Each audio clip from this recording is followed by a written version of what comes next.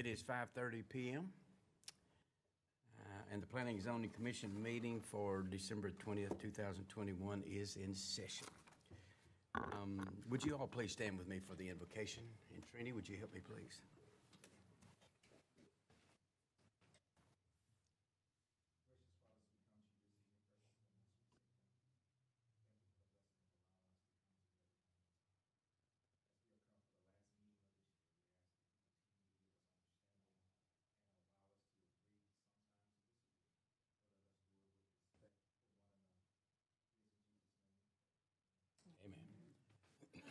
Be seated. All right, item number 4 is to hear remarks from visitors. Is there anyone in the audience who would like to address this commission on any subject other than what is on our agenda for this evening? Any questions or any discussion at all that you have for us? All right, then we'll move right along. Item number 4.1 is to discuss approval of the minutes from November 18th, 2021. Commissioners, do we have any questions or discussion concerning last month's meeting? No? Then if no discussion, I would entertain a motion, please.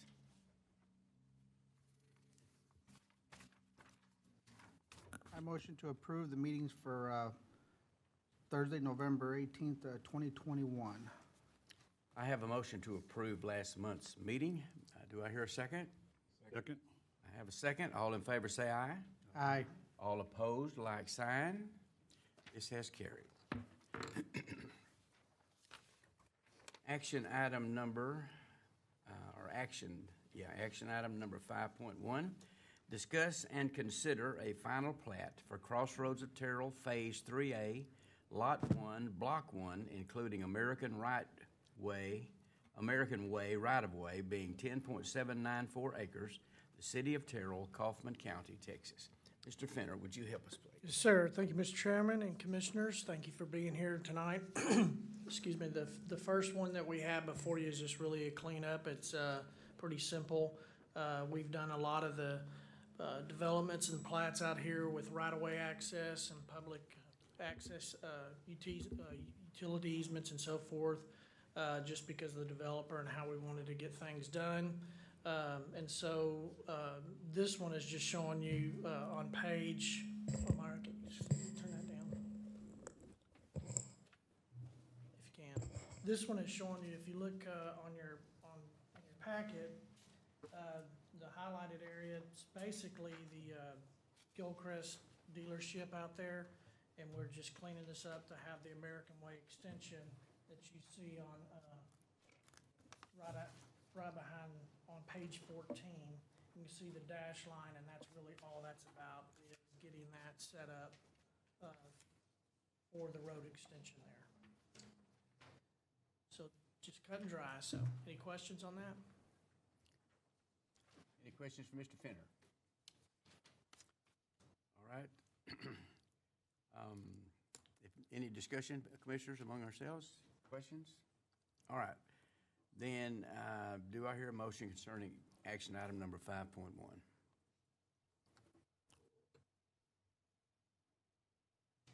I'll make a motion to approve the final plat for Crossroads at Terrell Phase 3, Lot 1, Block 1, American Way, ROWFP 21-18. I have a motion for approval of this final plat. Do I hear a second? Second. I have a motion and a second. All in favor say aye. Aye. All opposed, like sign. This has carried. And we will move right along to action item number 5.2. FP Final Plat 21-19. Discuss and consider a final plat for Santiago Aguilar Addition, Lot 1, 2, and 3, Block 1, being 10.122 acres out of the J.C. Hale Survey, abstract number 202, City of Terrell, ETJ, Kaufman County, Texas. Thank you, Mr. Chairman. Yeah, you do have front and back on. Okay, yeah. Might be a little confusing. This particular plat is in the ETJ, extraterritorial jurisdiction, just south of 20 in the Rose Hill. On Rose Hill, just south of 20. There's going to be 3 lots. 2 is 1 acre, Lot 3 is 5 acres. There's no need for dedication. We did bring this forth just because it was a few lots in subdivision. There's no zoning authority, as the city doesn't have any zoning authority. And so there's no lot width requirements or use requirements, but I do believe this is a family subdivision. There'll be a family building on these tracks, daughter somewhere and the parents somewhere. So anyhow, it's a simple plat to get through, and we recommend approval. Okay. I think we've looked at this before, last month or something. So, anyone have questions for Mr. Fenner? Yes, sir. Oh, yes, ma'am. Is this off County Road 304? This is off Rose Hill Road. If it's south of the highway, Yes. it's County Road 304. Okay. So is that the plot that's 9 acres? Yes, ma'am. That's the. And what, That is the actual acreage on that is 10 acre. 10.122. 10.12. okay, I'm sorry again, you said lot 1 would be how many acres? Lot 1 is 4.061 acres. Lot 2 is 1 acre. And Lot 3 is 5.061 acres. Okay, and what is it your intention is for this property? I believe that they're going to build homes on it. And what size homes? Because right now, 304 has 80 homes coming on it and no improvement to the road. Okay, well, on this particular one, we don't have, all we do, we have no zoning control. So the zoning control would be the house size, the lot size, what the house is built out of, the driveway and all that. The only authority we have in the extraterritorial jurisdiction that's outside our city limits, the only authority we have is plating the property. And if the plat meets all the technical specifications, as this one does, then we're required to approve it by state law. Then who has those other approval opportunities? Because the housing area they've just put roads in for at 303 and 304 doesn't have any culverts. It is gonna flood. They've pretty much filled in the drainage ditch over there, and that's gonna be 30 houses. Understand. So we are struggling a little bit with that too, because we get, we're the zone, plating approval with our interlocal with the county. However, the law does not allow us to go out and inspect outside our city limits.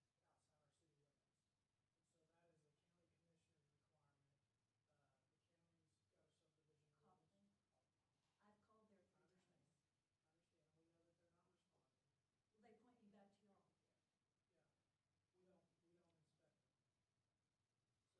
Kaufman. I've called there 3 I times. understand.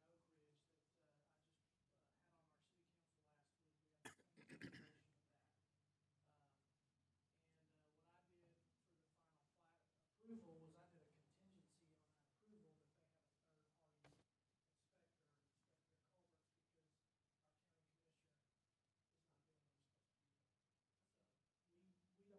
on our city council last week. We have a consideration of that. And what I did for the final plat approval was I did a contingency on that approval that they have a third party inspector inspect their culverts because our county commissioner is not doing what he's supposed to be doing. So we don't have the authority to do it, they don't want to deal with it, and so we will do it. Well, then whose road responsibility is it? Because right now, we are getting 18-wheelers, and they haven't even started building yet. You talking about Rose Hill Road? I know the sign says don't, but let me tell you, I count them. Coca-Cola came by twice. Anything in the county will be taken care of by the county. So the road is the county's opportunity. We have a very unique situation, probably in the whole state of Texas. We have an interlocal agreement with the county that we subdivide property because we have to allow people to subdivide property. And normally, when you subdivide property and you build streets within the subdivision, you dedicate those as right-of-way, which those streets will then now be owned by the jurisdiction that it's in, which would be the county. However, the county does not want any new roads, so we have to make a private access easement. And so, in this case, there are no roads. Correct. It's just Rose Hill Road. And they've met the standards. They'll have the lot width for any culvert size that they need for the county standards. And then, of course, right now, the septic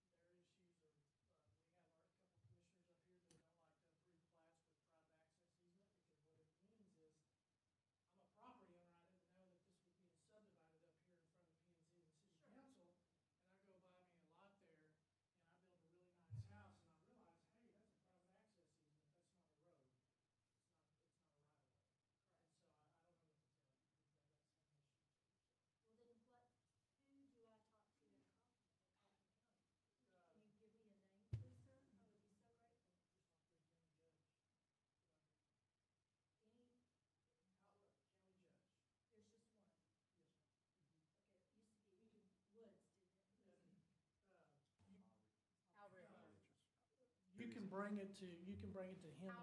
Oh, I'm sorry, Hal Richards. You can talk to him and he can bring that up at the commissioner's meeting. I don't know what else. Okay, so this is really irrelevant, there's nothing, y'all have to grant this plat because legally it meets your requirements. Yeah, the only reason by state law that we wouldn't do something like this is if it was in the floodplain and they were gonna drain, they were gonna flood somebody, or if they were just other technical things that we could do. But since they are in the ETJ, the extraterritorial jurisdiction, they're allowed to subdivide the property as long as they meet certain criteria. Okay, I appreciate your help, I really do, it's been very frustrating. I understand. I would say this, the commissioners' courts meet every Tuesday. However, I believe this week they're out for the holidays. So you might want to visit the website and get more information. The Kaufman Commissioners? Yes, ma'am. County commissioner out there. Who is the county commissioner out in that area? Barber? Terry Barber I'm sorry? Terry Barber. is the county commissioner for that. Yes, ma'am. That's District 3. All right.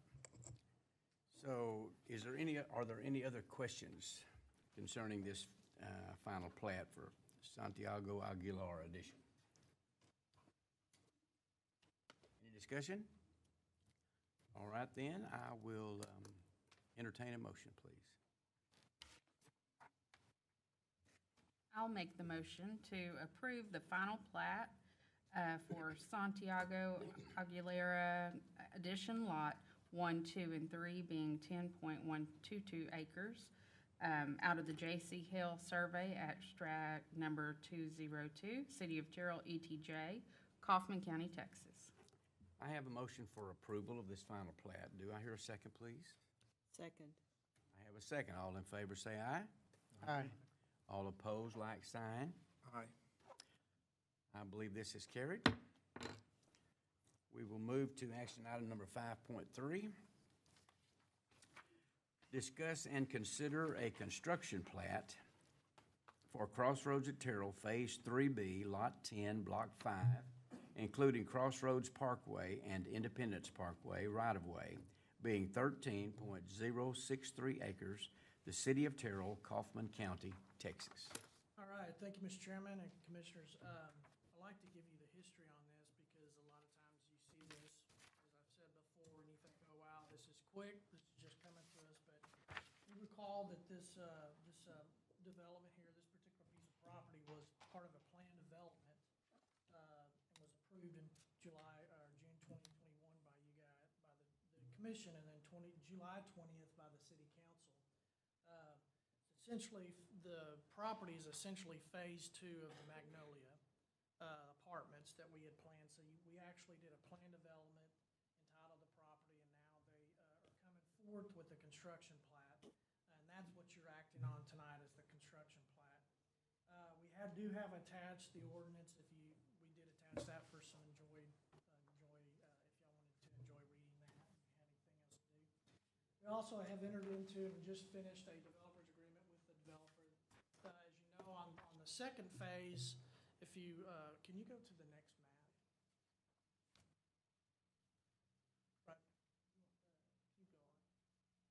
Maybe where it shows the pond.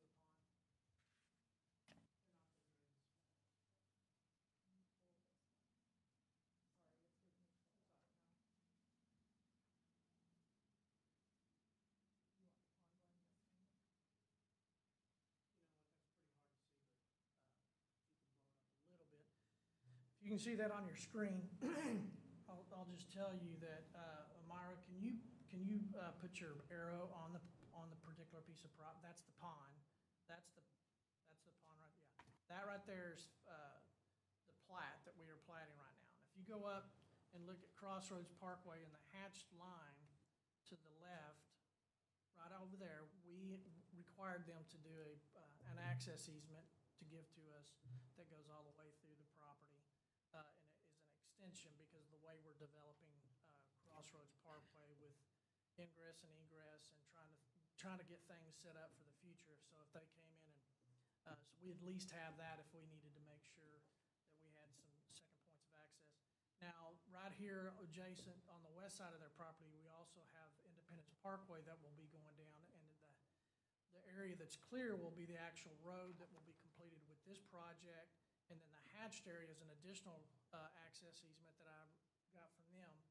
And then if you go to the, if you can go to the southern portion right behind the Phase 1, where those other easements I got, right there, those easements go south, and there'll be a tract there that's just east of the boardwalk and the pond, and that'll be another piece of parcel that's developed later. But I went ahead and had them plat an easement to go south and then go east, because eventually we will have a bridge that comes across that drainage area, the park area that you all know about there on the southern portion over there by Film Alley. And so that bridge will go across. So we went ahead and did this on this plat as offsite easements. So I just wanted to show you that there. As far as the actual plat that we're doing with the ventures, they, on the back side, the southern portion of this, down on the south part, right there, they back up to the pond, and we've made that a really nice amenity. We have a 10-foot walkway that's going through there right now. We're going to really dress that up with a lot of lights and be a real big public hearing, a public walkthrough, and the apartment complex themselves are going to do some designs in the back for a little boardwalk-style use. And so that'll be nice as part of this project. And so we've just completed that developer's agreement with them. And so they'll be doing some of those upgrades as we're doing, they're working on the complex. So anyhow, the next next phase of the development will be a final plat. They've already submitted building permits, and that's okay. This will be a step up from their phase 1 that they did, because they'll have the boardwalk and just a little more nicer development standards. It is a nice complex already, but they'll have some better things than that. So right now, we're just here to approve the construction plat, but I wanted to give you some of that information. Once they start the process, once we get this, we'll have pre-con with them that they'll want to get a grading permit, start moving dirt, and they'll need to get their financing, and we'll work through all that with getting a final plat in here probably at the end of January, if not the February meeting. So they do meet all the standards, and again, all you are approving tonight is the construction plat. Charles, is this little walkway, is it exclusively for the residents of the apartments? Yes, sir. Okay, so is there a parking area for this walking area? In case somebody from town comes over? No, it'll be open to everybody, so it'll have, in fact, there's a dock that's being built out there, and there's a little piece out there if you go by there right now. But that whole area will be connected to our park that's gonna be south of Film Alley, if you remember. And that park will actually go up all the way through that little drainage area that separates the back of Academy. Yeah, there's a good the back of Academy and Hobby Lobby that goes all the way down behind Film Alley. And so it'll all be an open park. And that area corner that's just southeast of the pond will be a park area. So we're getting a grant on that, to have a park there. And then the pond here has the 10-foot trail around it now. Now, the apartment complex will have they'll have their own access to this, but they'll have also private access for the apartment complex. So anybody coming out there to walk or whatever can't just go into the apartments without keys and stuff. They're just gonna help do some extra landscaping and some things with it to give it a good, nice little touch. Okay, any other questions for Mr. Fenner? No questions or discussion? I would entertain a motion, please. I'll make a motion to approve the construction plat at Crossroads at Terrell, Phase 3B, Lot 10, Block 1, Crossroad Parkway and Independence Parkway right-of-way, CP 2110. I have a motion for approval of this construction plat. Do I hear a second? Second. A second. All in favor say aye. Aye. And all opposed, like sign. Says carried. All right. Action item number 5.4, which is a CP 21-13. So discuss and consider a construction plat for the Woodlands Phase 2, being 17.441 acres, 84 residential lots, 2 common tracts, the City of Terrell, Kaufman County, Texas. Thank you, Mr. Chairman and Commissioners. You're familiar with the Woodlands. We've come through quite a bit of stuff recently. This is the planned development that's on the northeast corner of I-20 and Roseville. They've already submitted the construction plat, Phase 1 final plat, and now we have before us the Phase 2. It's 84 lots with the 2 common areas. Remember, this is a 3-phase development that was entered into, that we worked through for about a year or so. We have a developer's agreement piece on here. There'll be an extension of Windsor Road, which they've already built up north, and there'll be extension of Rockwall Road. There'll be some drainage that they've completed that we worked through on the developer's agreement. So there's a lot of stuff in that, and then of course there's development standards that are part of the PD, the plan development that was approved.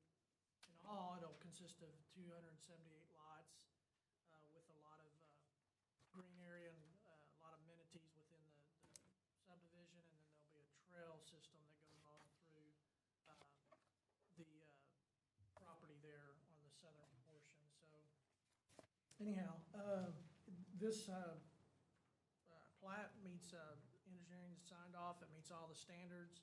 This was a big deal too because we were having to get the sewer line over process over to the east side of the property, because if you remember, we approved the terraces Phase 3, which they're actually moving a little slower, but we did a plan development on them, or SUP on them, to actually have a senior living for their Phase 3. They were actually getting a sewer from this project, and so this will be all coordinated properly. So anyhow, we do recommend approval of the Phase 2 construction plat. And just to let you know, we do have 9 building permits in the office for Phase 1. So they are moving right along. Any questions? All right, any questions for Mr. Fenner? No? No discussion? Then I will entertain a motion, please.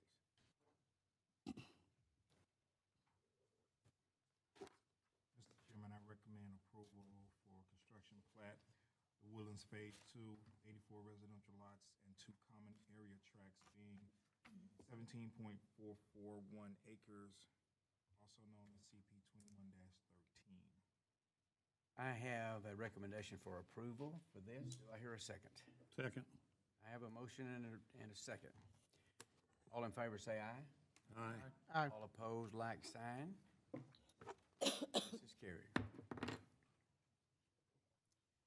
Our action item number 5.5 for a special use permit 21-01. Conduct a public hearing to discuss and consider a request for a specific use permit to allow for truck parking and minor repair shop on a property currently zoned as light industrial. Property is located at 317 Talty Road, City of Terrell, Kaufman County, Texas. Thank you, Mr. Chairman, members. Remember that those of you that were on the commission this past year, last year, when we approved it, this is the 2.587 acres at Talty Road that received an SUP. Basically, the requirements were, when they did receive it in 2019, the requirements were the site must be screened entirely by masonry wall, wrought iron fence with solid landscaping. No outside storage of trucks, no more than 5 trucks on the lot at a time. Hours of operation are limited to 7 to 7. Parking vehicles must be on paved surface. The property is not to be used as a residence. So, just really quick here, the previous SUP was granted on the 29th of January in 2019. SUP violations, the screening was wrought iron with some shrubs. That has not been met. That doesn't meet the requirements. No outside storage, motor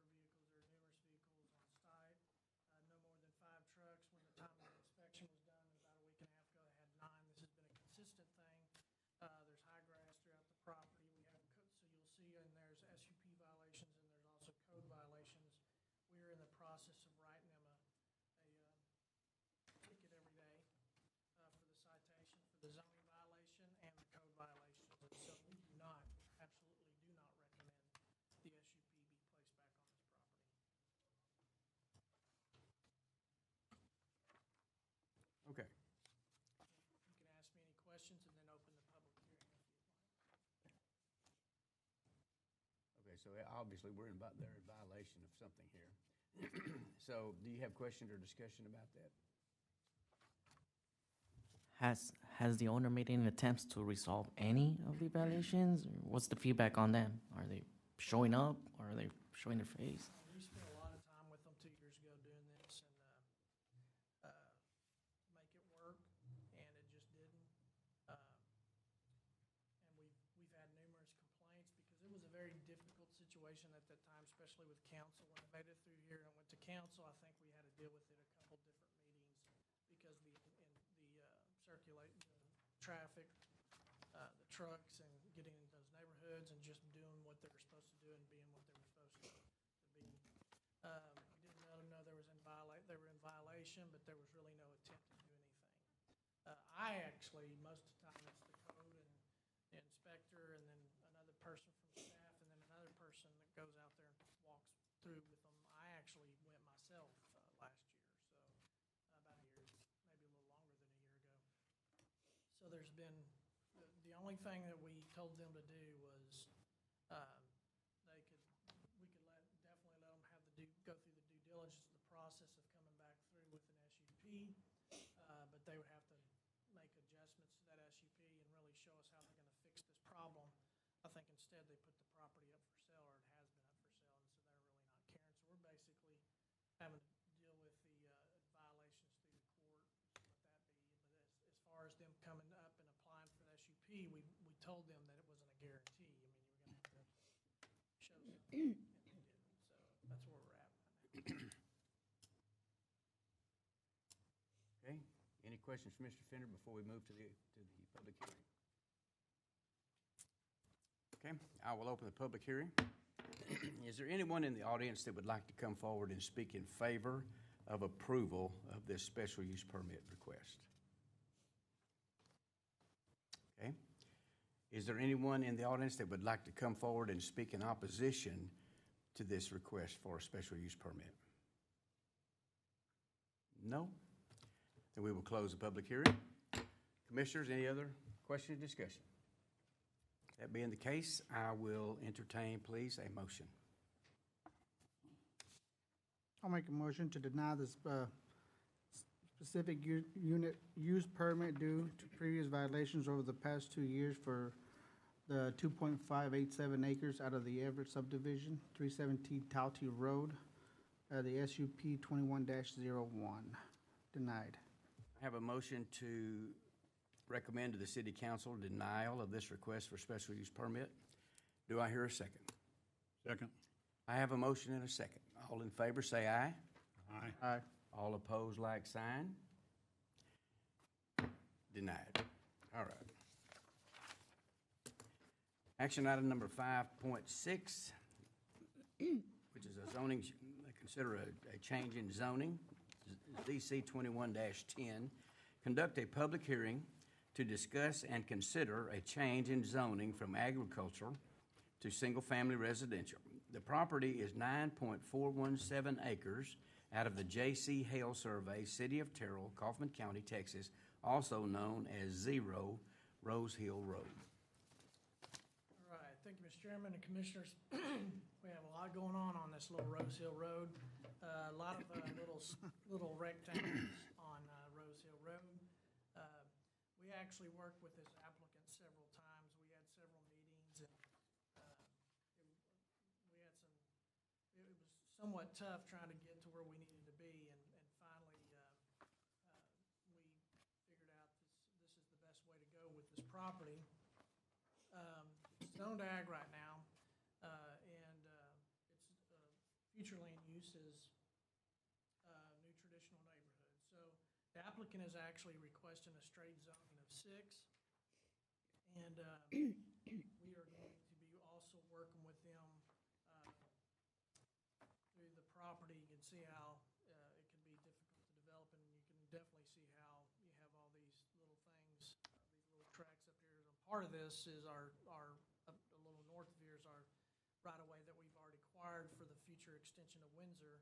And just south of this particular piece of property is the preserve at Rose Hill that you approved a plan development into, and so we would eventually tie in, and that's how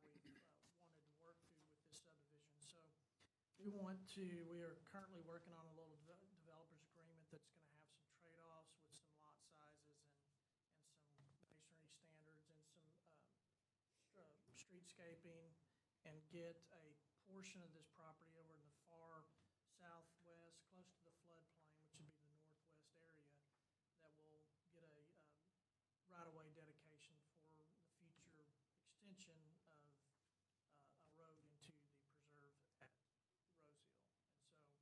And so, so for them to actually have the, straight zoning and SF6, and then us to work on a developer's agreement or contingent to be on the developer's agreement, we recommend that we approve this to SF6 zoning. Okay. Any questions? Mr. Kenner? Okay. If not, then I will open a public hearing.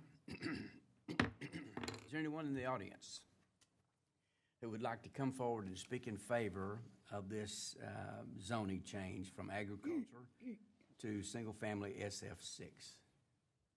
Yes, sir. State your name, please. Tony Rader. Tony? Yes, sir. I'm just here to represent the owner, answer any questions that you might have. Thank you for letting us come. Previous conversations were with a different kind of consultant. So once I took a look at it, I figured out that they weren't headed in the right direction, and got them headed in the right direction. So any questions that you might have, I'm happy to answer. Okay. Any questions for this gentleman? I guess I thank you for coming forward. Thank you.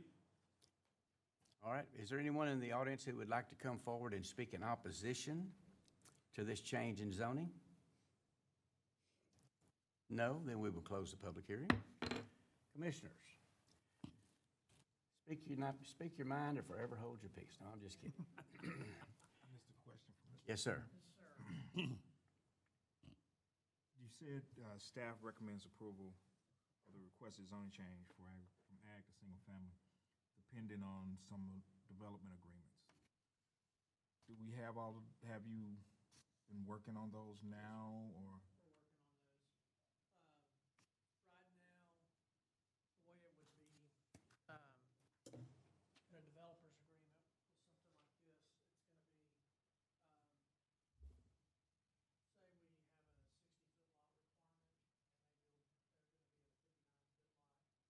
60-foot lot requirement, and they're gonna be a 59-foot lot.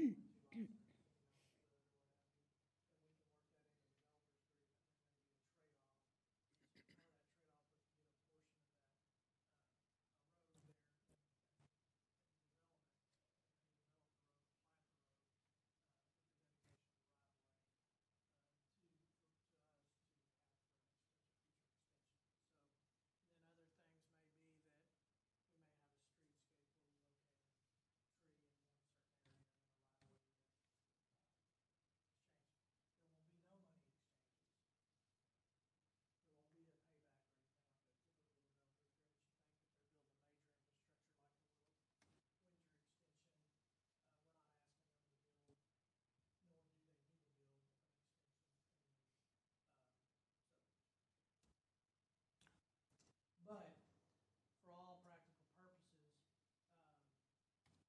remember, that's a layer in our zoning ordinance that allows that to be attached to some zoning. And it's also a way for us, through the developer's agreement, to get a pure elevation that we would like to have. Because right now with state legislation, it's hard to get for us to get, say, hey, you have to do 100% brick, 100% stone.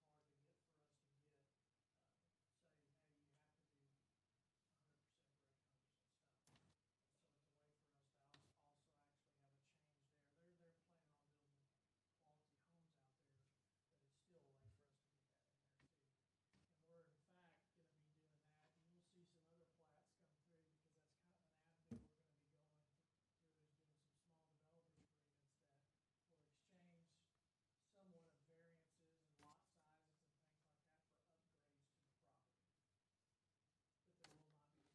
agreement.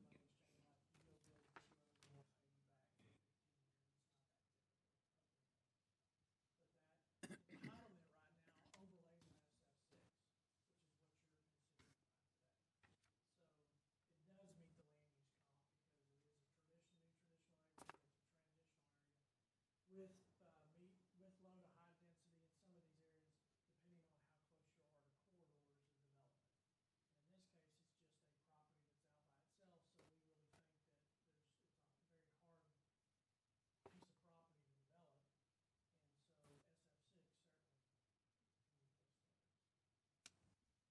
how many residential lots is typical for this size property?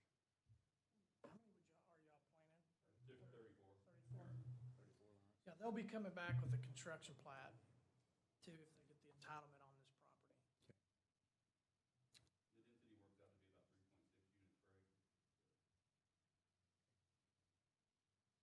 So basically, we're approving the use of this property to become a neighborhood. Right, you're just approving this, the change of zoning from agricultural to SF6 zoning. Zoning change on it. No plan development. You'll notice in your, look in your packet too, on page 89, I did include all SF6 standards, so you'll see what that means. The lot size is 6,000. We put that in there for all the zoning cases. But you'll see 6,000 square foot lot area, 60-foot lot width, lot minimum, lot depth is 150 and so forth. Okay. And then, of course, a road that they build will have to be built to standards and so forth. Okay. Any questions? All right. I guess we will open the public hearing. We haven't already. I think you did that already. Huh? You did that Yeah. already. Good. Did you I've been close it? shuffling papers up there all night. I haven't closed the public hearing. All right. So I guess we asked for somebody to approval, and did we ask for somebody that wanted to disapprove? I think we did. All right, we have closed the public hearing. Commissioners, before we get more confused, are there any questions at all? All right, then, I would entertain a motion, please.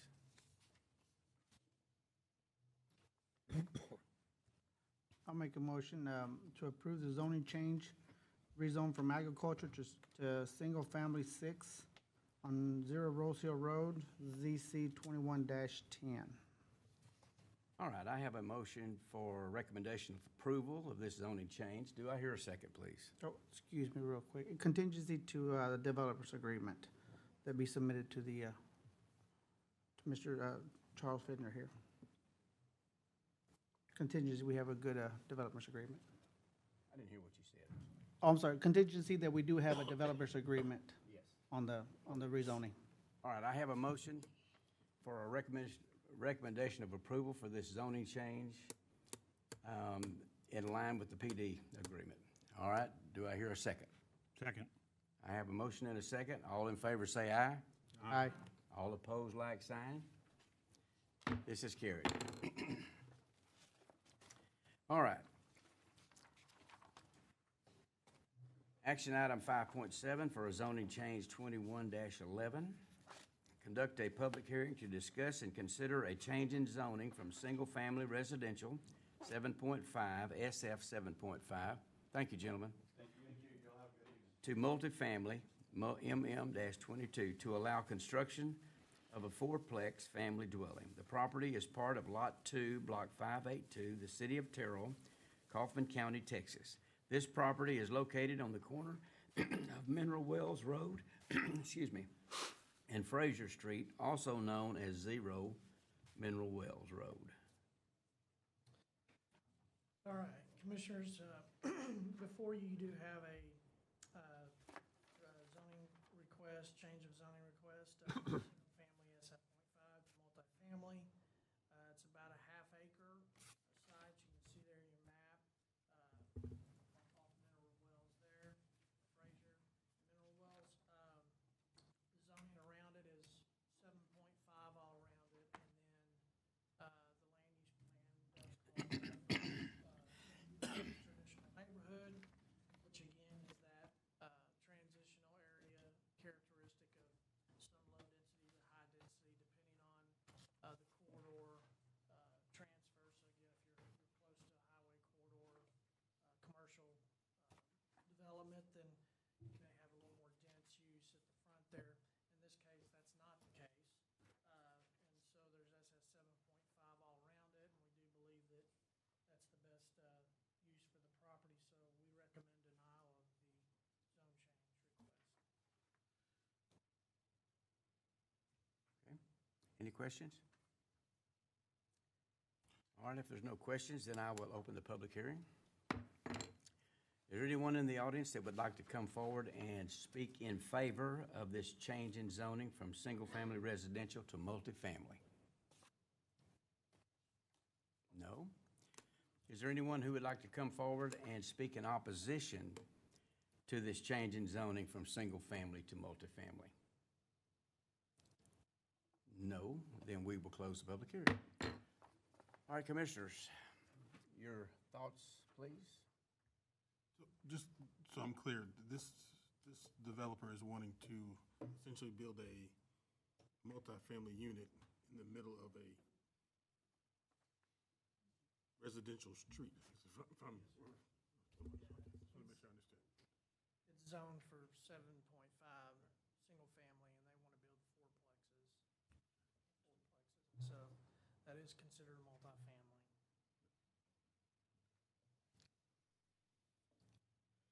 And we will we will keep 7.5 as much as we can around the city, just because we have a lot of 6 and, 7.5, that's a pretty popular 7,500 square foot lot. It's decent enough and, has good development standards to it, so we don't like to change those much, so.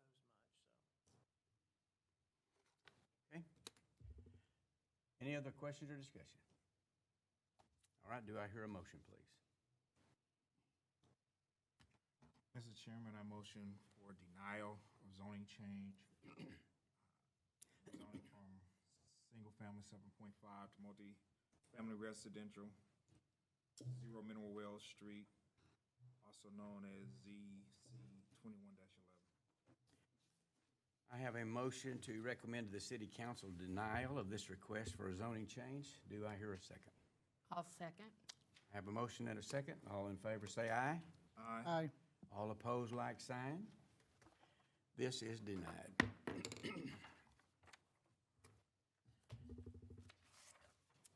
All right, our action item 5.8, Plan Development 21-05, to conduct a public hearing to discuss and consider a change in zoning from retail executive estates R/EE-32 to Plan Development Retail PDR to allow the construction of an open venue space.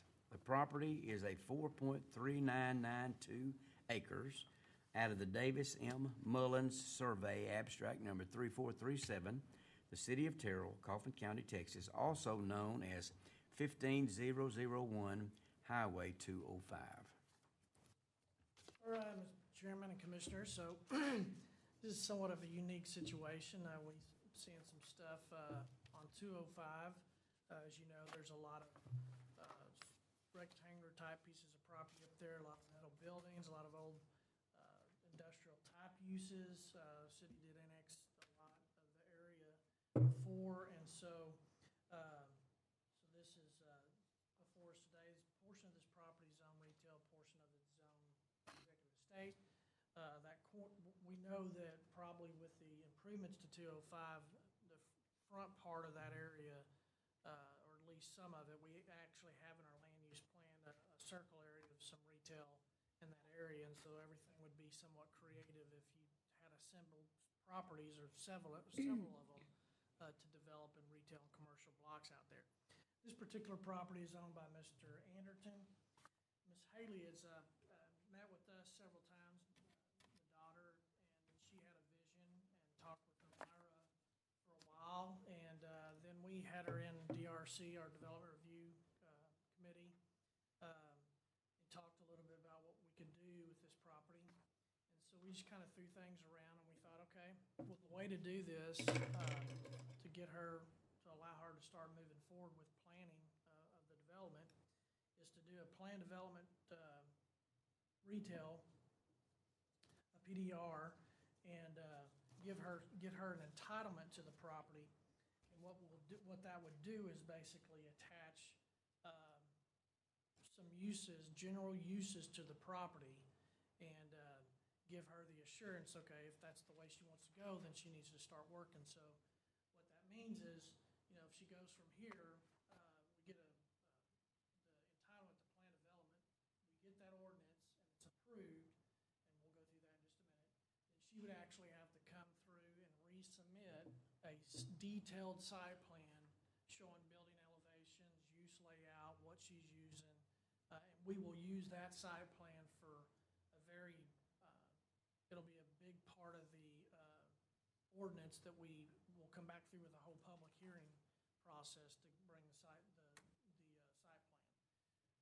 That site plan, again, for instance, if this does become an outdoor venue or a wedding venue or something that she uses like that, and she wants to do a portion of the area for granite parking, an area where she has some granite on the ground with some benches and nice landscaping and things like that, all that would be done through a site plan.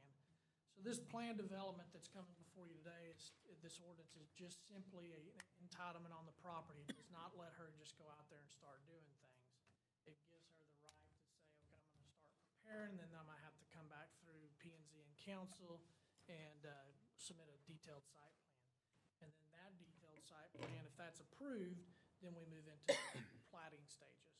So there's a long way to go, but she has a great vision, and I was gonna let her come up here a little bit and talk to you about it. But that's really what it'd be about. So a few conditions of our PD, the proposed PD would, the entrance sign that she'll have to have, the landscaping, the building exterior will have to be improved, the signage, everything that she has these ideas, these hydrangeas, these type of barn type, if that's the way she's gonna go with this, we'd wanna see a theme developed, and that basic theme, again, would be developed on a site plan. And that site plan, again, will have things attached, like this picture before you, where we'll have the locations of whether it's hydrangeas or berms or whatever, and what the front of the building will look like, and then what area will be used for what, if there's music and so forth, that'll be all on a detailed site plan.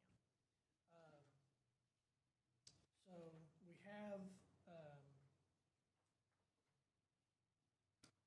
she has presented those things in there for her attachment, and we said, hey, let's just go see what can happen. If you're ready to do this, then we can go through and get some entitlement onto the property, and once we get that done, then you can move forward, and then again, move into the site plan process. So as you open the public hearing, I'll let her speak a little bit for her project, and then I can come back up and answer any questions. Okay? Is that okay with you? Yeah, okay. Or do you have any questions for me? The only question I have before she speaks is, what's on either side of that property? Is there some kind of industrial, like iron and metal shop or iron and metal sales? There is a couple of shops. I'm not sure what that, what is a fabrication shop or whatever just south of there, but I'm not sure. And then there's some storage stuff. Like, for instance, this site that she has, the stuff that's on that site, anything that's additional that will not be used as part of the business will have to go away. But I can't answer that question. I'm not sure exactly those, but she can answer that. Okay, well, we'll do that. All right, so let's open this public hearing. Is there anyone in the audience who would like to come forward and speak in favor of this request? Please. I can actually answer that question for you. Okay. There is a metal shop that's next door to us on the, I guess, the south side of the property. If you're looking at the map, it's the one just below us there. Okay. There is a metal shop right there, and then there's a welding shop that is directly across the street on 205 there. Oh, my name is Haley Anderton Dennis. My father is Joel Anderton, who's the owner of the property, but I'm really the brains behind the whole situation. I don't think a man would be submitting pictures of hydrangeas, so. You never know. No, you're right. What I have in mind is, so it's an old body shop. I don't know if y'all are familiar with the property at all, but it was an old body shop, and it's been abandoned for quite some time. My dad came into it a long time ago when y'all were taking over, when Terrell was taking over the property, and they cleaned up quite a bit. There was a lot of trash on this property previously, and he cleaned up enough to get by for a while, but there's still additional things that need to be removed from the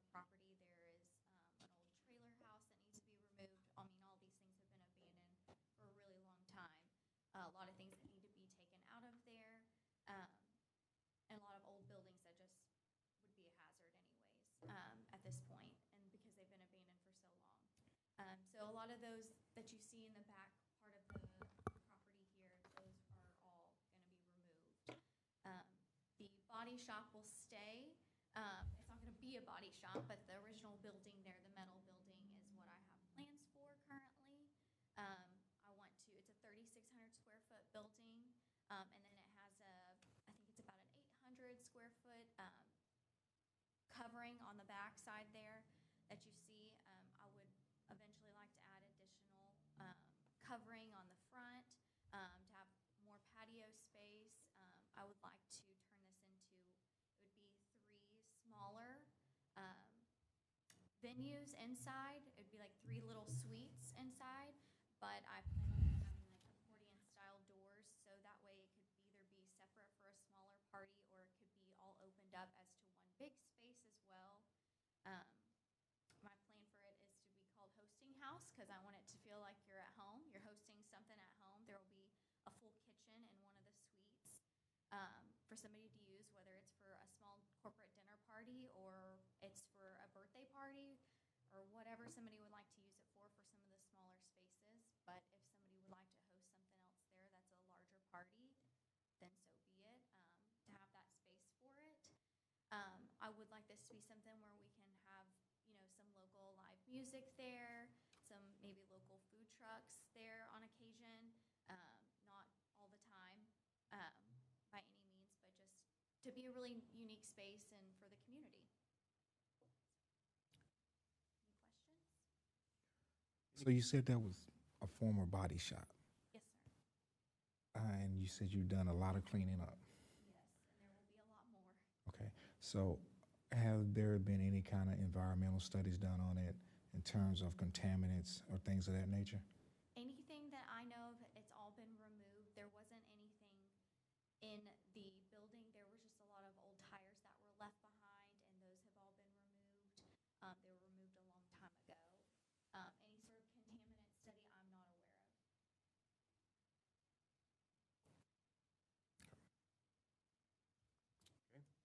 Any other questions for this young lady? I got a question. You said it's on the food menu or venue, you're looking at doing food there? Not necessarily there. Like I don't want it to be a Okay. restaurant, but I would like to be able to have local food vendors that do come out and they can sell their products there for the public. Will there be any kind of alcohol or anything like that in the near future? We are not getting any sort of TABC license, Okay. so we will not be serving it. However, if there's a vendor that comes out and it's on them and they have their TABC license, yes, and if they would like to sell alcohol, then yes. But it wouldn't be, we would not be selling it. We are just a space to rent out and use for vendors. Oh, thank you. Yes, sir.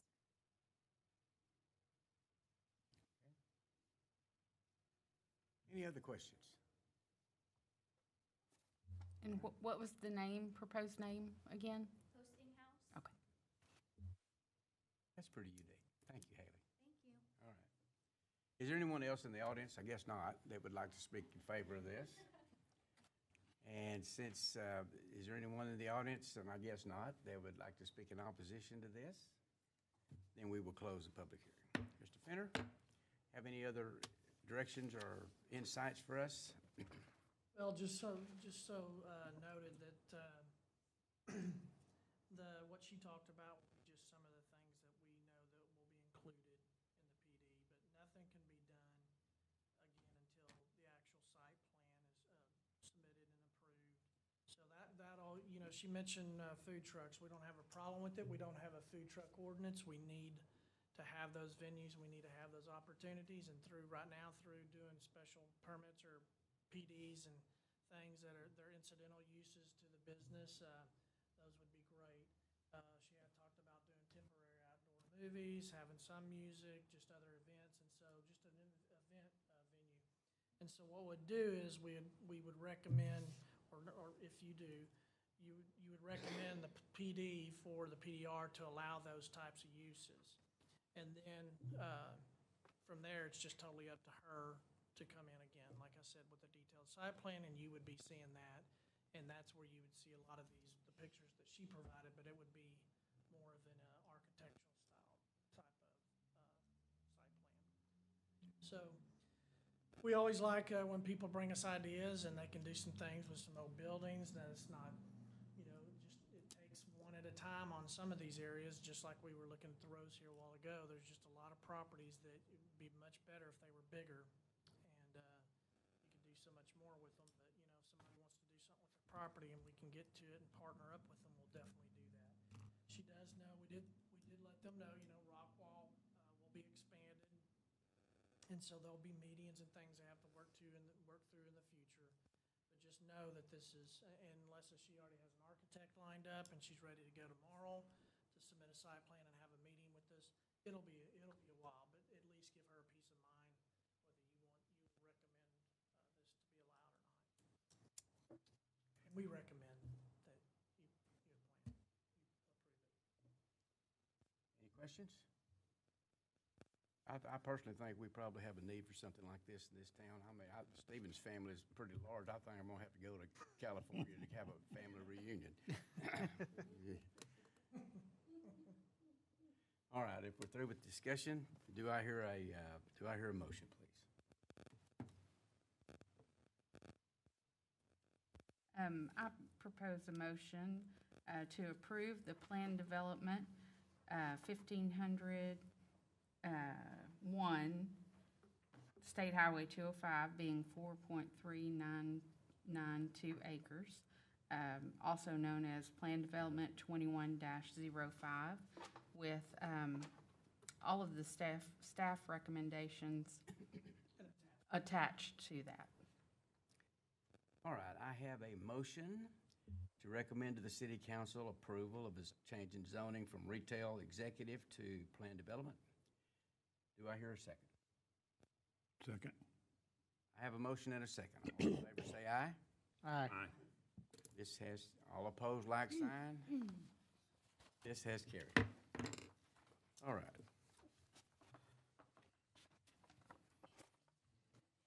Action item number 5.9 is to conduct a public hearing regarding the following proposed amendments to the Terrell City Code of Ordinances as follows. Appendix 1, zoning ordinance of the City of Terrell, Texas. Okay, Mr. Chairman, Commissioners, I'm going to run through this PowerPoint real quick, and then we'll go through the pages. Thank you, Haley. Thanks, Haley. Really and truly, there's not a ton of stuff. We just have a lot of paper in here. We did focus a lot on definitions, and we'll talk a little bit about that. We also focused on reorganizing the charts. Ms. Baker did a wonderful job, or really not a fun job, moving charts around because city manager wanted them reformatted. And so we also put some stuff in those charts, and we also created a couple new ordinances. And so I'm going to go through that real quick. So on the PowerPoint, you'll see Section 13. Let's start with that. Chart for general comparison purposes. We updated to reflect any changes that we would have in the zoning districts. So you'll see that where we created a VC district, which is now a heavy commercial district, and we created an RT, which is now a business park district, and we changed some things around. Next, Section 17, 18, 19, 20, 22.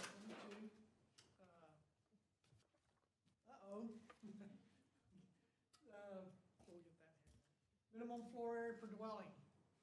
You'll see a lot of these in every one of these sections. The minimum floor area has been changed to 2,000 square foot in single family 10, 7.56 townhouse, and Texas Heritage. I see a couple faces there. That's a big change. Yeah, so what was it previously? 6.5 was 1,200. If 7.5 was 1,500, Texas Heritage was 1,800. 10 was the same. And there's a reason behind basically that. All the new subdivisions that would go in to the 2,000 square foot minimum. And if you wanted to build a smaller house, then we would have to enter into a developer's agreement with you, what we were talking about earlier. Basically, all that developer's agreement says, if it's just about house size, it says, yeah, we'll let you build an 1,800 square foot home or 1,600 square foot home, but it has to be 95% brick or stone. We cannot make people build, well, I think we can, but if we go all the way, but the legislature introduced a couple years ago that said that you couldn't make somebody build 100% brick and stone by ordinance. Can't make them do it by PD or zoning, meaning how many of y'all want metal homes built, a subdivision full of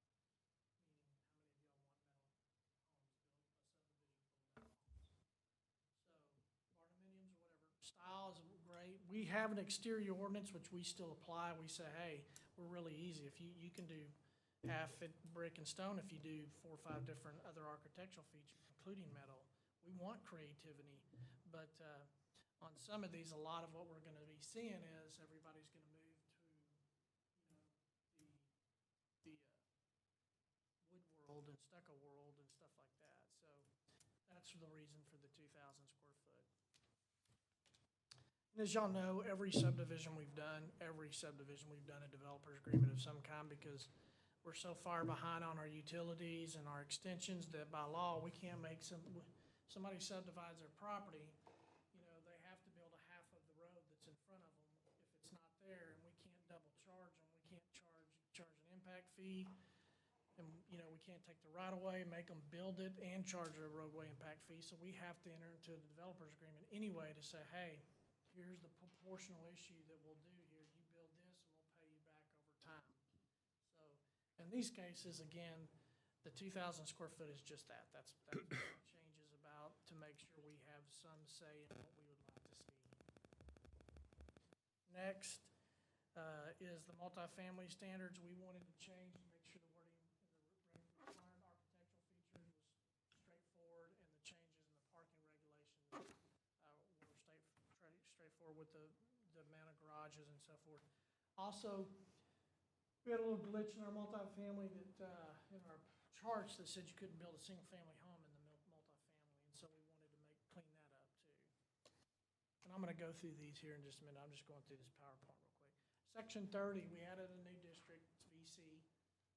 It's somewhat like a little step up of light manufacturing and comprehensive zone to light industrial, intended as an option for development areas that have like an industrial park in the comprehensive plan that's not necessarily part of the business and technology part.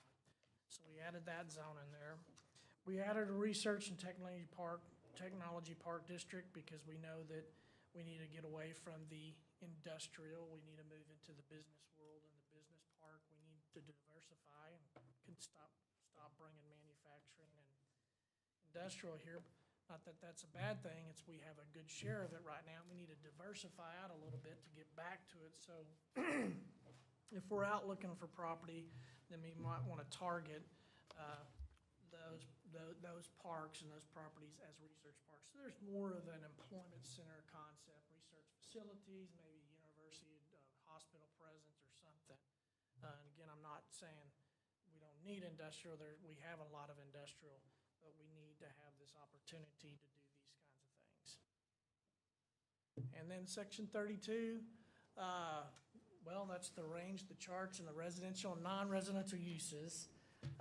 We'll show you that. And then section 44, we've added definitions. We changed the size of a garage. We added the overnight shelter, the homeless shelter, the day use and night use for the overnight shelter. We added definition for porch, and then we renumbered. Did I miss anything on that? Okay, so the next steps.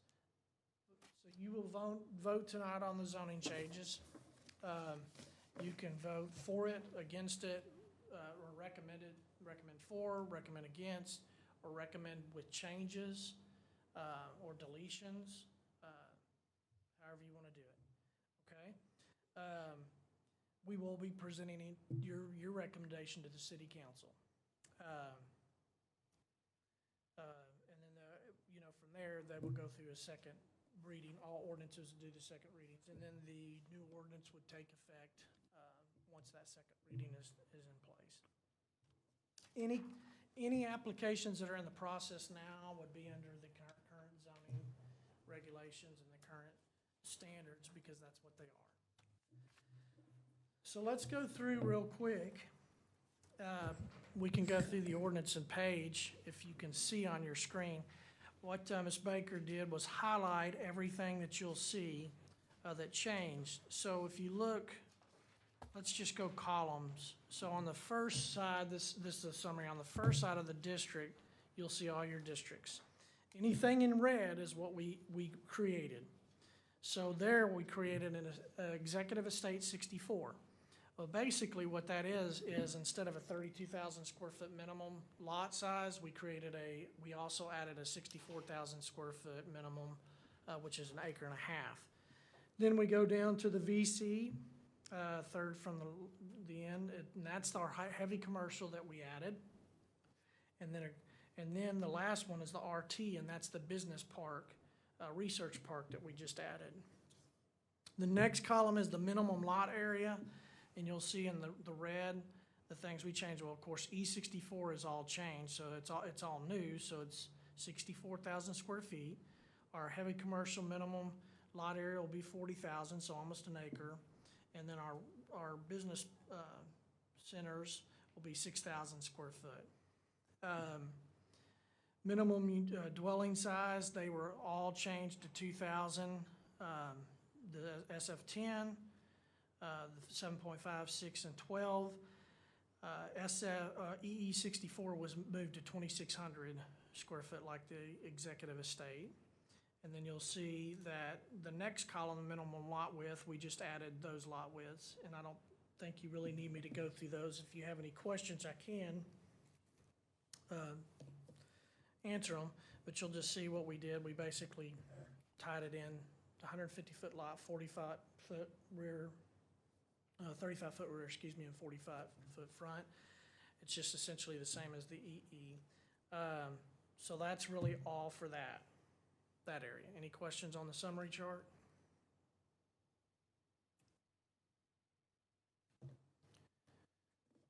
Okay, so right behind this is on page 135 is the actual executive estate 64. Essentially, this is a cut and paste of your executive estate 32 district that we already have with just different area regulations. Instead of a 32,000 square foot lot, you get a 64,000 square foot lot.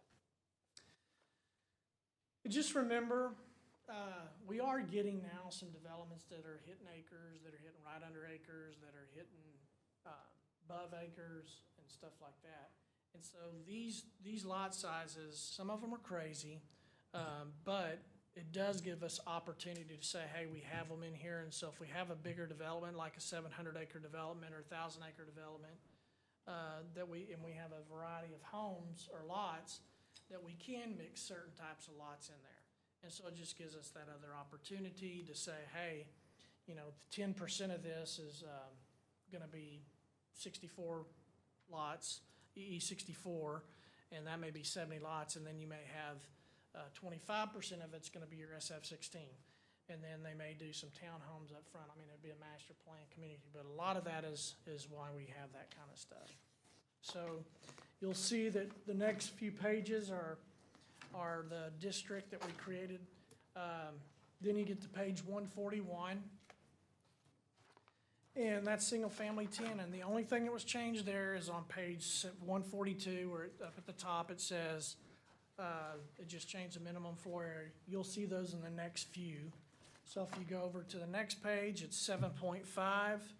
And on page 145, that 1,500 was changed to a minimum floor area of 2,000.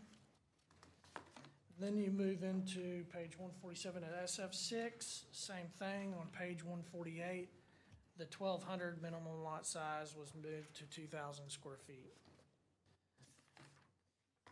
So then we move into the townhouse residential, where there were several things that were changed. And you'll see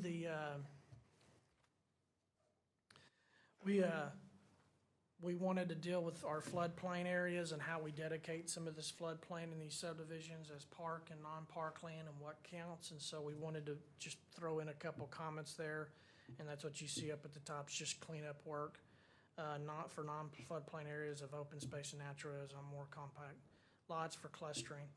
If you moved into permitted uses, that was one of the things that we wanted to do, was make sure that cleaned it up. It says, single-family detached dwellings can be built in a townhome zone, but they must meet all the lot requirements of SF6 zoning and the building requirements of SF 7.5 zoning. So we didn't have that specified in the other, and so we wanted to specify it in here. The size of the lots, we went from maximum density, 8 units per acre, within the non-floodplain area of the development. Minimum project size with floodplain excluded would be 4 acres, and then maximum project size would be 8. And if you go over to the next page, page 151, we basically took everything out up there on number 2, and then we said, each front door entry to each individual household requires a porch with a minimum porch width of 12 feet and a minimum depth of 8. And that just changed all that language that was somewhat confusing up in the top there. On the next page, 152, still on townhomes. All parking shall be accessed from the rear of the structure rear loaded unless physical lot constraints prevent. That didn't change. Loading. In such cases, side load garages are acceptable. So we just added that. The minimum setback from any garage door to a property line, we added that in there just to clean up. And then we added the minimum floor area of 2,000 square foot. So that's it, the townhomes, that's it for the townhome zoning district changes on that. Any questions on the townhome district changes?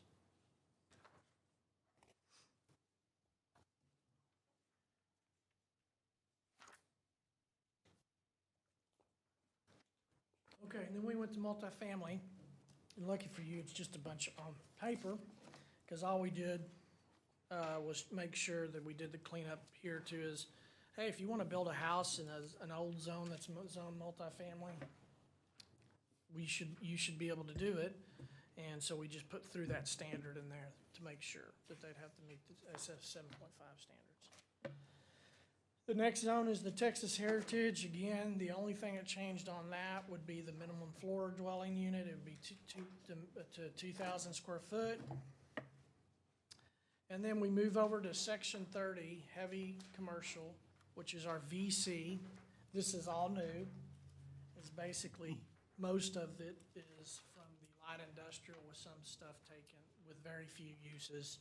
So basically, comparable zone to light industrial, heavy commercial districts, intended primarily to address the historical character of many of the commercial buildings and residential office institutional uses. So you're trying to move away from that real heavy use and light industrial use into a less intense use into the heavy commercial, and maybe maintain some of those older buildings and things like that in that commercial district. Nothing's really stands out in this district. It's very similar to our light industrial district and commercial districts for the lot areas, other than the VC does require is 40,000 square foot minimum. And so that's it for that. And then we move to page 170, where this is a new one. And we hope to see some things happening with this. We do have a couple developments that are going on right now that we're working through some developers agreements, and these are big subdivisions, and some of them have the industrial piece to them, or not necessarily industrial piece, but what we're writing into these ordinances and PD ordinances are more of a research technology part that allows for lower use of maybe distribution, with some research-related facilities, some maybe a data call center, some jobs there, some research and technology, some things that facilitate new medical and technology and other higher standard uses. So it just kind of steps up to say, hey, we do have that district, and somebody, they come in and they say, okay, well, this group is going to build a 500,000 square foot or 1 million square foot spec building. And I want to put a portion of a data center in there, and then some research and laboratory. So that's what this district is really about here. We do have a couple areas that we're working on, like I said, so that's why we wanted to create that. And do remember, a lot of these new districts, or a lot of these districts are where we're trying to get. And when we did our comprehensive plan, which needs to be updated, it said you need to create several districts or try new things like the downtown district and some other things. And since we didn't hire somebody to do our zoning ordinance with the comp plan, or hire somebody separate to do the zoning ordinance tied to the comp plan, we've had to do a lot of these changes ourselves and create new districts and stuff like that and make some changes. Any questions on those two districts? You will note on the RT district that there's a lot more detail in there about screening and screening walls with loading areas and things like that, and that's just kind of ties into some of these research and these business parks and stuff like that they're made for that. There's even a lot of these less intense they're not manufacturers or light industrials, but they'll be considered this kind of zoning. They'll have park areas, and they'll have some of the trail connections through there, if you do have a trail connection, or if you do have some park area. They mix in some of these places where they'll have that. Do you have any areas in mind as to where some of these RT districts are gonna be? We're looking all around Los Lomas and Los Lomas.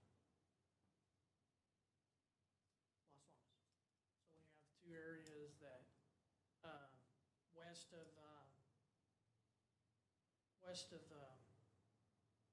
305, which will be Sage Hill Parkway.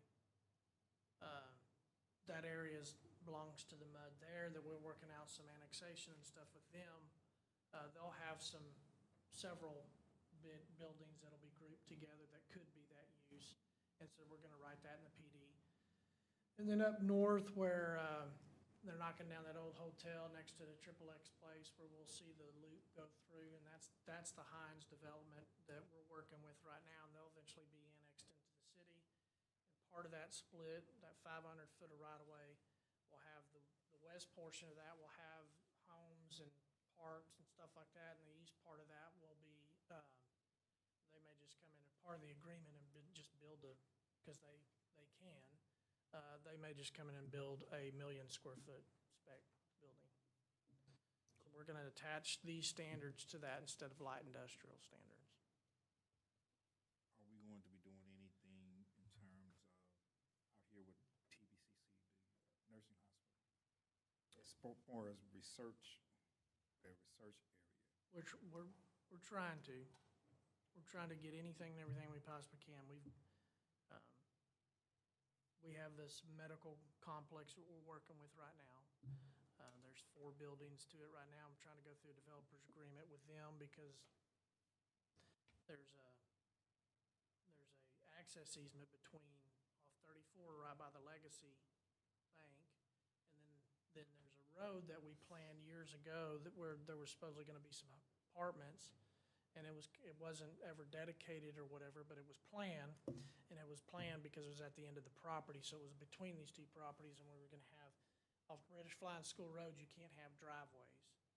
TxDOT won't allow you, the aviation division, they will not allow you to have driveways, so you can have a road, and that could eventually be the industrial connection up north. So we were gonna have a road go south. Well, this group that we're working with, they will have doctors and Medplex and maybe some other little research stuff. And so that only helps us as we're talking to some of these regional hospitals, because they do like the area over there. But we also like some other areas too. Any other questions?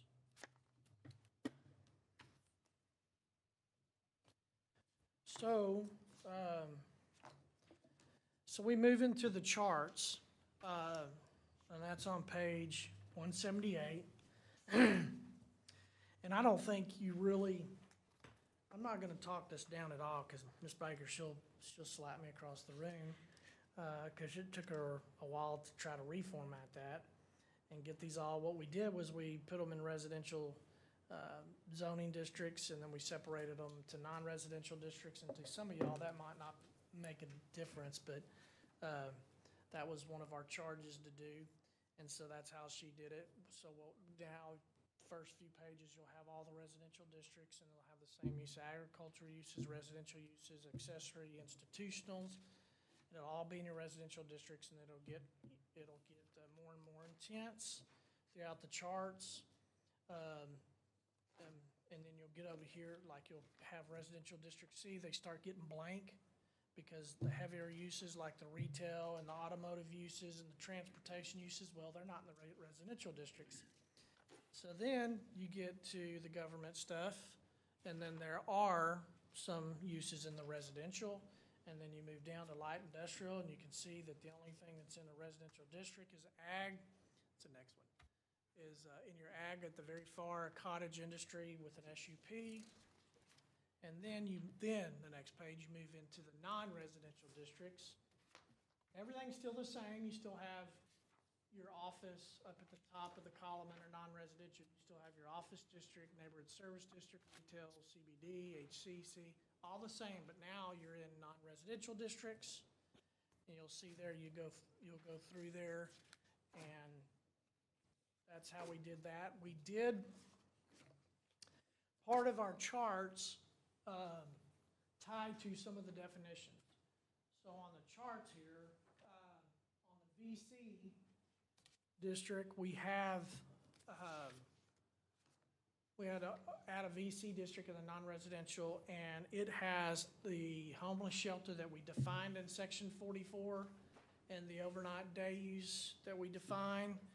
And there's a microbrewery that we just referred to, because we had a definition of brewery or microbrewery. We've had a lot of people talk to us about microbrewery or brew pub.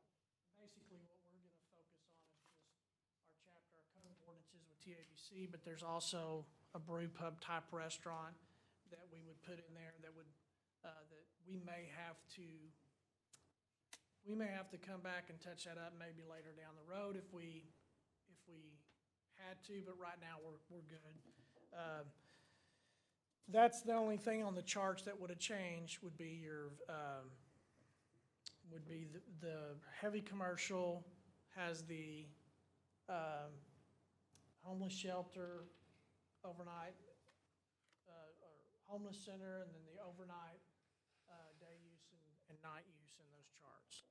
And the sexually oriented businesses allowed by SUP in the VC2, correct? That's it.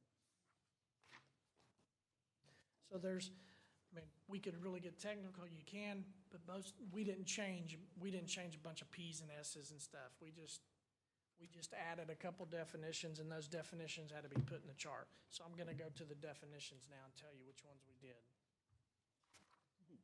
So, section 44 of the zoning ordinance is our definitions, and if you flip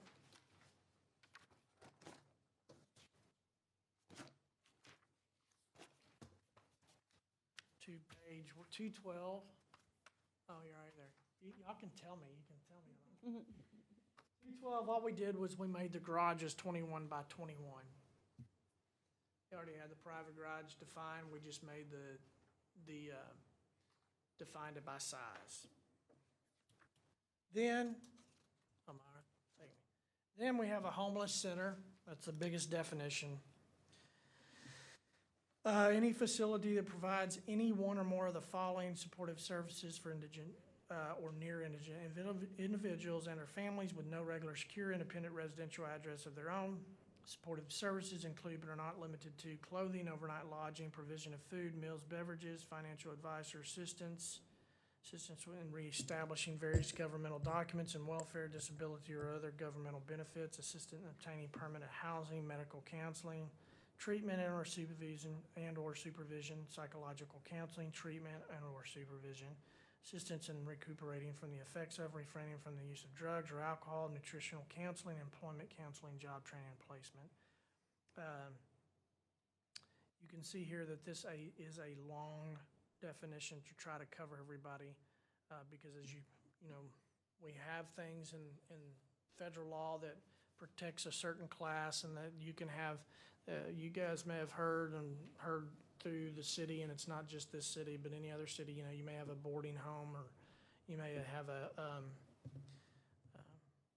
help me with this, boarding home, what's the other one?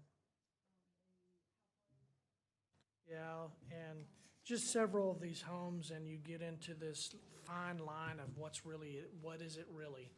And a boarding house that we continue to have problems with people, you know, living.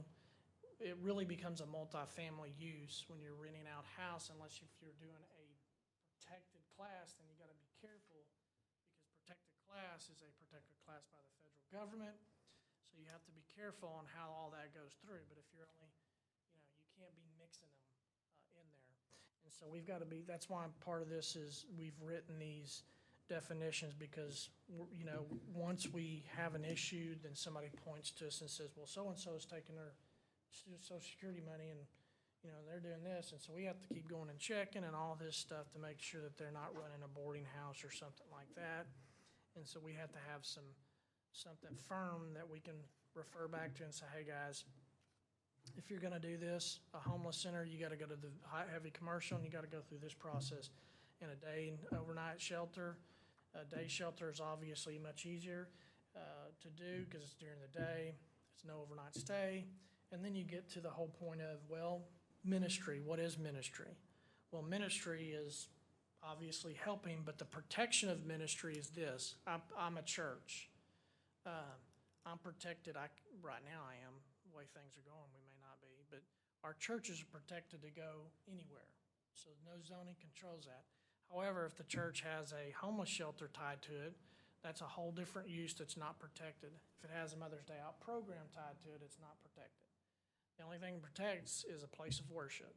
And so many people want to expand on what a place of worship is, and maybe go use a building and say, hey, this building is a place of worship, it's a ministry, we preach here, and so therefore it falls under our definition of ministry, and I can have a homeless shelter, or I can have an overnight shelter, I can raise money, I can do this. And so no, that's not what that's about. So this sums it up right here. This defines it pretty clearly. So we have this set up, and you need them everywhere. You're never gonna not have that, and we are here to help, and we should be here to help.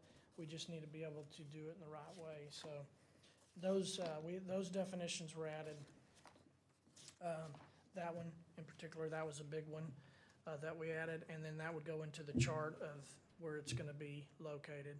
And then we had the overnight use, shelter day use. Those are the last two: overnight shelter night use and shelter day use.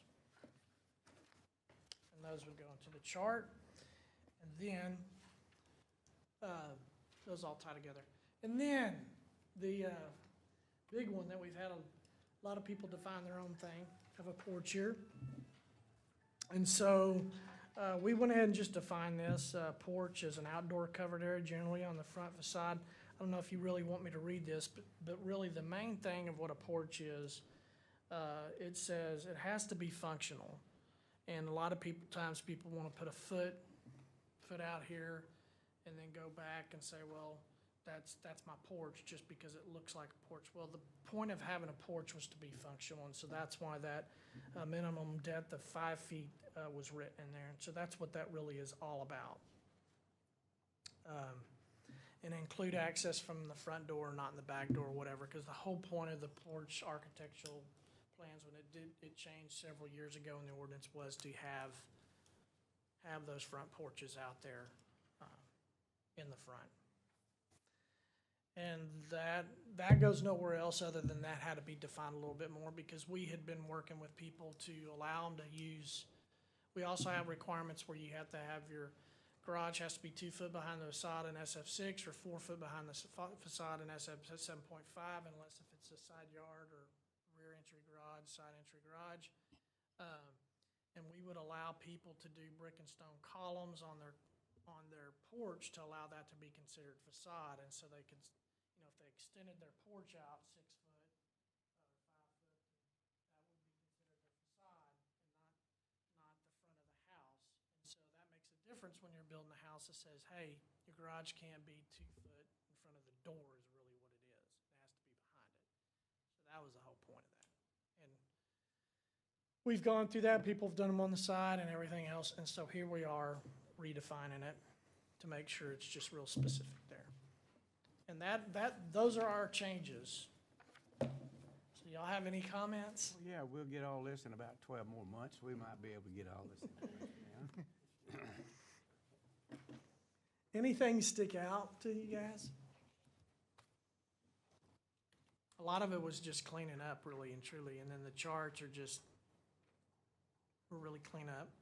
Definitions were a big deal, so people can't find, we want to make sure that we're not just sitting over here being kings and gods and saying, oh, you can't do it because it's not here. We want to make sure that there's an opportunity, or we address it as much as we possibly can to say, you can't. And there's always a process. Go get a rezone, go rezone your property, go get a variance, whatever.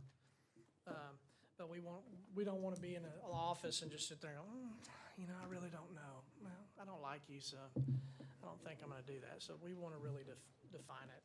And that's really where we went on that. Because believe me, some people will have us spend half a day on defining the and it in sentences.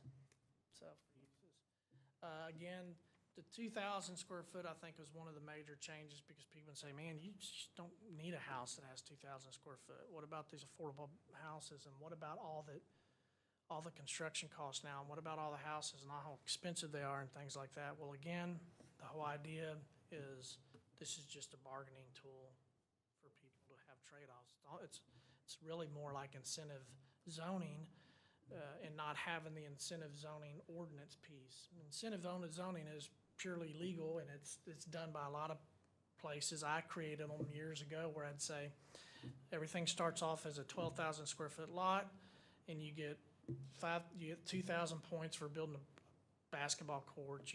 And those would take your lot down to 10,000. And if you build a park or a little seating area, it takes it down to 9,000. Blah blah blah. If you build a pool, then you can have a 5,000 foot lot. You have to buy your way down to get to the smaller lots. And in this case, where we're at with the legislature and the changes and some of these things, we just want to have negotiation opportunities. So, Is are these ordinances are posted on the website for the City of Terrell? yes, sir. So my question about it is, some mom and pop that's very well off, but they don't need 2,000 square foot house, and they look on there and say, well, the requirement is 2,000 feet. They might not know that you can negotiate that with other amenities. So I mean, other than coming up here or contacting. That's all they're going to do. Our website is the greatest website ever, so it explains everything. No, everybody will, I know it'll say that. It'll say that in the ordinance when they do that. We'll just have to, everything has a process. Everything can you can take anything and everything in this book to the Zoning Board of Adjustments or to the Planning and Zoning Commission, if it's a rezone or if it's a variance. But what happens, just like what's happening now, is our Zoning Board of Adjustment is having these 5-minute meetings because we're having a lot of infill lot, and we have these 25-foot lots out there that they're combining, and they're making 50-foot lots. Well, they don't even meet the 60-foot lot width, and they're just putting 2 lots together and make one. Well, we should want that always. And we still have to do the variance process. So what we're doing now, and Amira's working on one, is that we're just gonna start trying to do these quick developers agreements that say, you're combining 2 lots, house size will be 1,800 square foot, 90% brick and stone, and 50-foot lot. And then you may have a 5-foot side yard setback, and they can only be 4 foot or maybe 10, and whatever. We could write that into that quick agreement, and we can run it through council, because in your zoning ordinance, in the overlay, it talks about your developer agreement allowing for those things to happen within. So it doesn't get so bureaucratic. Because if I take that one I was just telling you about, and they go through ZBA and they get a variance to the 50-foot, which our ZBA is gonna do that because it's hardship. We created that lot, I mean, we created a zoning ordinance way after those were 25-foot lots. So they do that, but then it makes it hard for me to replat. I mean, it makes, you can't plat first a 25-foot lot or a 50-foot lot because it doesn't meet the zoning standards. So here's all these public hearings they're going through, when in reality, it's just, they just want to build a house, and we just need to get it done as quick as possible, and as long as the public process has gone through, and we all understand, and especially the council, you as a P and Z had recommended that zoning ordinance. I'm sure you know exactly where that part is, because I can't even remember, but trying to streamline some of those things to help out. You know, I honestly don't, I'm for what you're doing. I'm just, I don't want to put a negative connotation here. It's just, it makes it difficult from my way of thinking for a planning zoning board. If the ordinances, if they meet with you, can all be amended.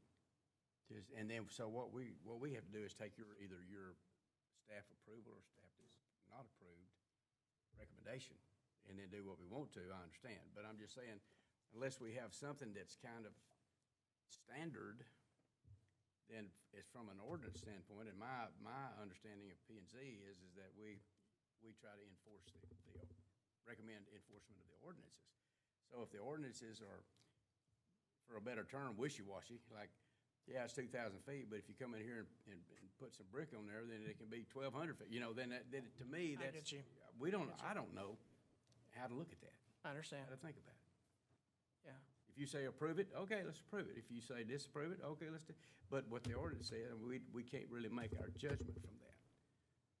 So, Point very that's just a well, thought. very well taken, and I don't see it being easy.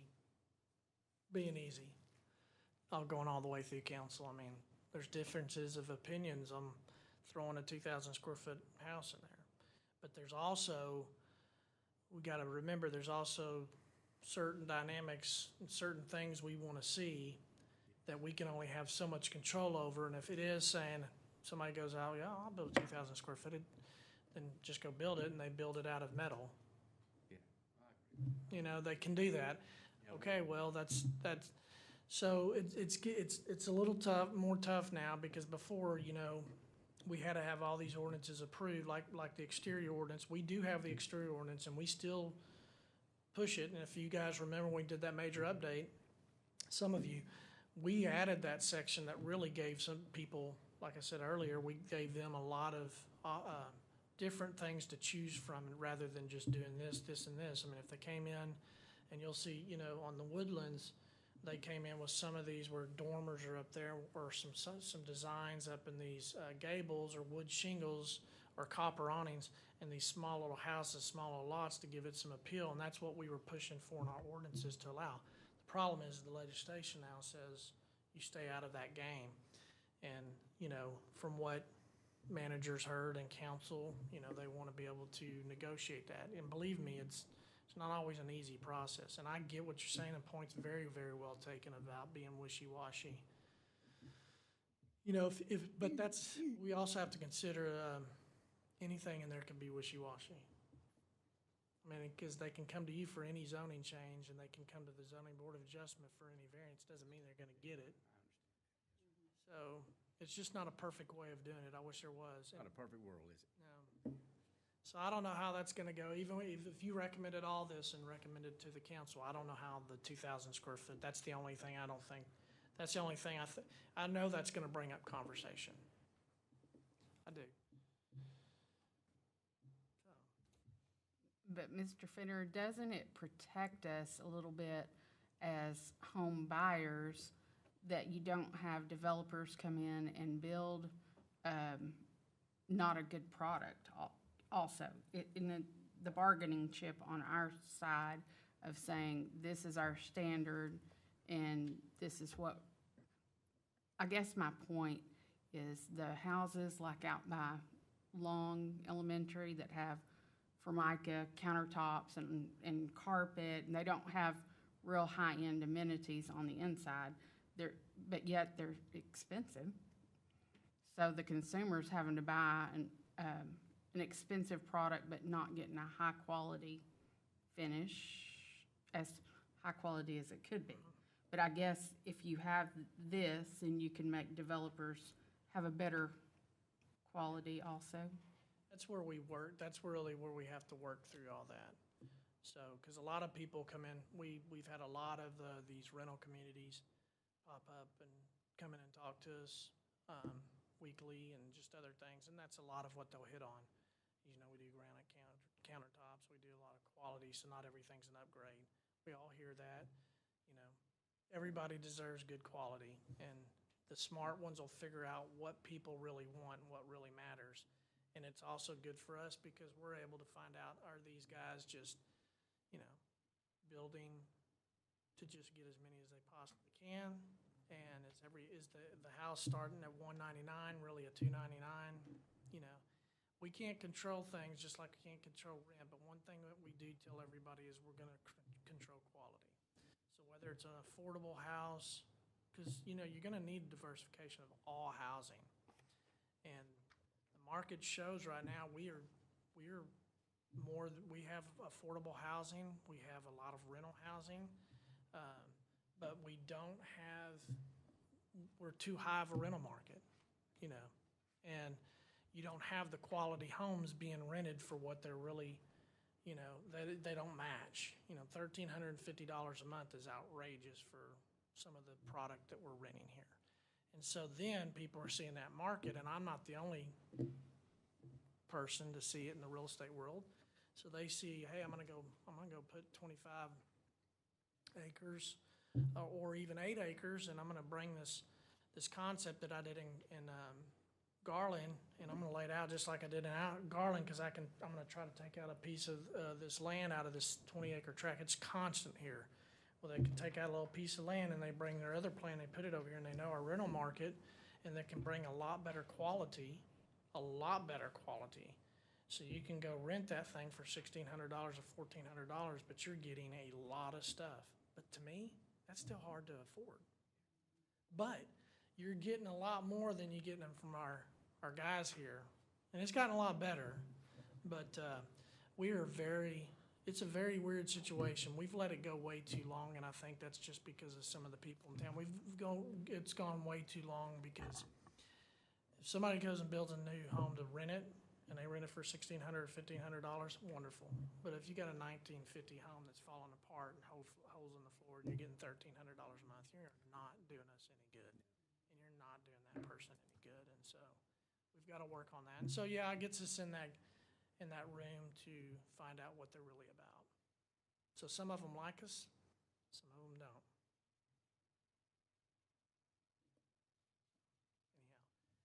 Y'all just do what you want to do. What I'm looking for here is a recommendation to approve, a recommendation to approve with changes, or a recommendation to deny or table. I'm not looking for all those, but that's what you have to do. So is this to be considered this evening? Yes, sir. It is a public hearing, so you can open the public hearing, and it is to be considered tonight. And if you have the right to say, hey, I want to see it again, or table, or bring it back. That's all up to you. Or you make a recommendation with something or whatever, and it goes on to council. I have another question. Yes, ma'am. On page 222, you're describing the overnight shelter use and the overnight shelter night use. Yes. Are these new items, or are they revisions? New. And do we have some already, or why are we considering this? Do we need some? Are we seeing a need for them? Well, so you're going to have stuff in every city, right? So sometimes when you go to a place that may be called a place of worship, so they're calling themselves a church, and they say they have some day use, but nobody's staying the night. And then there's not real good definitions in here of how you distinguish between what a shelter or day use shelter is or night use shelter is, as opposed to a ministry of the church. Okay? And so this is coming in here, so we have explicit, so it's directly explained of what these are. So is this only gonna be usable by churches and places? No, ma'am. What it means is that you have a place that you're hiding behind a church, that you may say you're a church, but you're not really a church, okay? Right, yeah. And so instead, you have a shelter, and we're not able to say you're violating the zoning ordinance because we don't have straightforward enough definition, because they may be saying, you show me where it says in the book I can't have an overnight shelter because this is a ministry of this church. Well, first of all, it's not a church. It's what it says on the CO is a place of worship or ministry or something like that. So I know that sounds all crazy to y'all, but that's what we have to deal with every day, and some people get really, really into it and want us to prove it all the way down. So what this is saying is we can look at this and say, no, sir, no, ma'am, it's not a church. What you're actually doing on your property is an overnight shelter, and it's or day shelter, and it's not allowed by this right in the zoning ordinance. Well, are they gonna need to show some kind of permit or something before they can let people stay there as homeless people, or just people identifying as homeless people? No, so if you have so let's say that this does happen, and somebody says, I want to do a day use shelter, I want to, whatever, and they want to do it at 1220 C Street. So they come in and they get a CO, a certificate of occupancy, that says, I'm going to do a day shelter at 1220, okay? So we get the CO and we say, well, is that allowed there? Okay, if it's allowed, then we go out and do our CO inspection, our building inspector and our fire marshal. That's all they can do is a day shelter. But if they start keeping them overnight, that becomes a night shelter. And so that's not on their CO, and that's not part of what they're using the property for. And so then we're able to go back and say, hey, your CO doesn't have that. You didn't apply for a night shelter, you applied for a day shelter. Okay? We're not putting these in here because we need them. We're not saying we need to go out and grab as many overnight shelters as we possibly can or open them up everywhere. Because in reality, if you look in the ordinance, there's really not a place to, you're going to have to change zoning to do some of these. What we're saying is these people are taking advantage of the zoning ordinance, okay? That's what I'm saying. So we have to really get our definitions in place so we can say, no, that's not what it is. I hope that answers it. Well, I was just concerned as to how people will use this to their advantage for illegal purposes rather than a truly homeless person. And like I said, not just one that's identifying as a homeless person for a month or two. I get it. That's a very good point. And and to be able to find out how they're using it is we need to find out how it's being used and if it can't even be used that way. Because if you get a homeless center in here, it's going to go through the zone change and it's going to be built somewhere. Or it's going to be a building that was zoned and it's going to have certain requirements and certain restrictions. So that's, to your point, before anyone can really have one, it's going to have to be zoned. In other words, there's not an allowed area for one now. But there are a couple people, one in particular, that's really trying to do that, okay? And there are people on the internet who you can get a minister's license on the internet. Sure.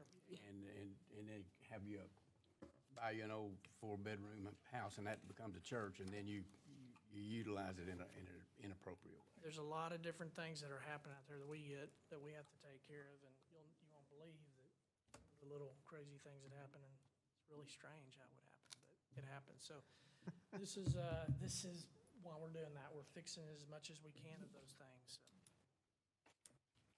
All right, are there any other questions for Mr. Fenner? I'm going to go through the motions here of opening the public hearing. Anyone here that would like to speak in favor of these changes? Is there anyone here that would like to speak in opposition to these changes? We will close the public hearing. I have performed my responsibilities. All right, commissioners, any discussion among ourselves? Questions for Mr. Fenner or anyone else? What was the third option? What did she say? Well, So your options are, you make a motion to approve it as submitted, make a recommendation to approve it as submitted to council. Second is you make a motion to deny it as submitted to council. Third, you make a motion to approve it with changes, recommended changes, and that's a motion, you get a vote, and then, or four, you can just make a motion to table it. So there's really four. All right. Do I hear a motion? Move a motion that we accept the changes presented to the ordinances of the city for zoning to the city council. Okay. I have a motion to recommend to the city council acceptance of the changes of the ordinances that have been presented here this evening with Mr. Fenner's explanation. Do I hear a second? I second. I have a motion and a second. All in favor say aye. Aye. All opposed, like sign. This has carried. And we are